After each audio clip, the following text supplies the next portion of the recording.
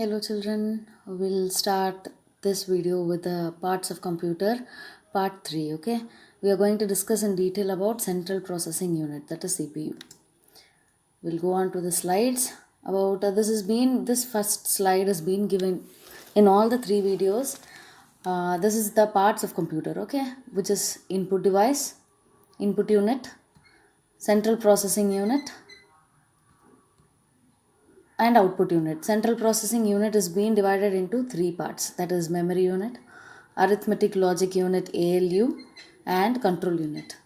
Look at here, this is what CPU looks like. The diagram of a CPU, and you have three parts in it, that is memory unit, arithmetic unit, and control unit.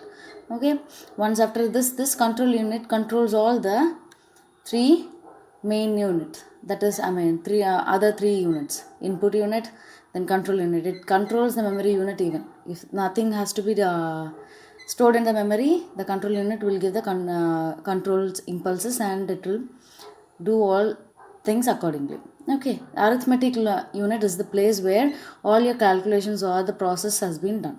Okay, so this is a small brief introduction about the parts of a computer. We'll see in detail about the CPU, central processing unit, further. Okay, the first thing is central processing unit. It is the brain of a computer. Okay, we call it as a brain of a computer. Looks like a small chip and placed on the motherboard. Okay, it looks like a small chip and it will be placed in the motherboard of the computer. Power of CPU lies in its ability to process data rapidly and flawlessly. Okay, we'll calculate the power of the CPU based on the data being processed rapidly, the fastest way and without any flaws, or the accuracy. Okay, speed at which the CPU carries out instructions is called clock speed. Okay, the speed at which the CPU works, we call it as a clock speed. Okay, the clock speed is measured in cycles per second. Okay, we measure this clock speed as cycles per second. In 1 second, how many instructions being done, or the instructions being carried out? One cycle per second is equal to 1 hertz. Okay, this is the speed. And examples of CPU speed: core 2, we use core 2 series, and that speed is 2.3 gigahertz. Okay, then core i7 speed is 2.9 gigahertz. Core i9, the speed of CPU is 3.6 gigahertz. Okay, and this is the model of the CPU. Okay, this is the processor. This is a CPU, that is core i3, i9. Okay, we call them as CPU. Then memory unit. Okay, the first thing is we define memory unit as every computer has a certain amount of storage capacity for running programs and storing data. It is known as memory. Okay, there is a certain amount of storage where it has to store all the datas and programs. Okay, if it is in a programming system, they will store a predefined program that has to get the inputs and outputs. That has to get the input and process it, and then has to send the output. Okay, so program will be stored initially. That is called memory, the place where it's stored. It holds all the data, instructions, and result temporarily. Okay, they may be storing it temporarily. Memory unit is of two types. One is temporarily storage memory and permanent storage memory. We'll see it in the further. Contains hundreds and thousands of cell storage location. There are many locations, cell storage locations. Okay, and one storage location is equal to one word information at a time. Okay, if we take for example one storage location, we can store only one word information at the time. Okay, not more than that. We have to use, if we are using more number of programming lines will take so many it takes so many memory locations. Okay, then the next one is measurement of a memory referred as. Okay, there is a list of memories I mean, number of bytes which is being stored. Binary digits. Computer uses only binary digits. Binary digit means one bit, only one bit. Either it may be 0 or 1. Okay, nibbles. 4 bit. A combination of 4 bit, we call it as nibble. And 8 bits, we say it as 1 byte.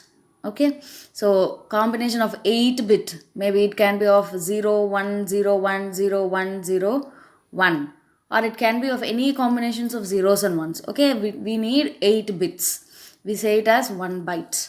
Then these all the memory measurements. 1024 bytes, we say it as 1 kilobyte. 1024 kilobytes, we say it as 1 megabyte. Okay, we say it as each a higher bytes, we say it as it is a combination of 1024. Okay, so these all the memory references. Okay, so the hierarchy of bytes is byte, kilobyte, megabyte, gigabyte, terabyte, petabyte, exabyte, zettabyte, yottabyte, brontobyte, geobyte, sagan byte. Okay, these are the things, and we have so many other memory references or measurements also. So up to this is enough for your schooling. Your grade times, your school times. Okay, or your higher degrees also. This is being used. These are the memory references. Okay, so we'll go on to the. This is what how memory unit looks like. These are the chips. Okay, so then memory unit continuation will be. We'll see other words for memory unit is we call it as memory. We call the memory unit as storage, primary storage, main storage, and main memory. Okay, these all its other names. Okay, memories are of two types. They are RAM, read access memory. It is a volatile memory that temporarily stores the file. Okay, this is the memory where data is being stored temporarily. Once when the current is off, once when the system is shut down, it will erase. All the memories that is being stored will be erased once after you open it out. Okay, so then next one is ROM, read only memory. It is a non-volatile memory that permanently stores the files. Okay, these are non-volatile. That means you can store the data or programs permanently in the system itself. Once it won't change by switching off the system, and it can be stored always in the ROM. Okay, this is what has been the types of memories. Then other memory devices. What all the other memory devices that we use is floppy disk, CD or DVD, Blu-ray disc, USB flash drive. These are the four things, and we'll see the images of them. This is what CD, DVD, and Blu-ray. This is compact disc, this is DVD, and this is the Blu-ray. Okay, then floppy. These are the floppies, and we don't use it now. For other company purposes, they'll be using it. Okay, then the next one is your flash drive, USB flash drive, or the pen drives that we use nowadays. Okay, then we'll move on for the next one. Control unit.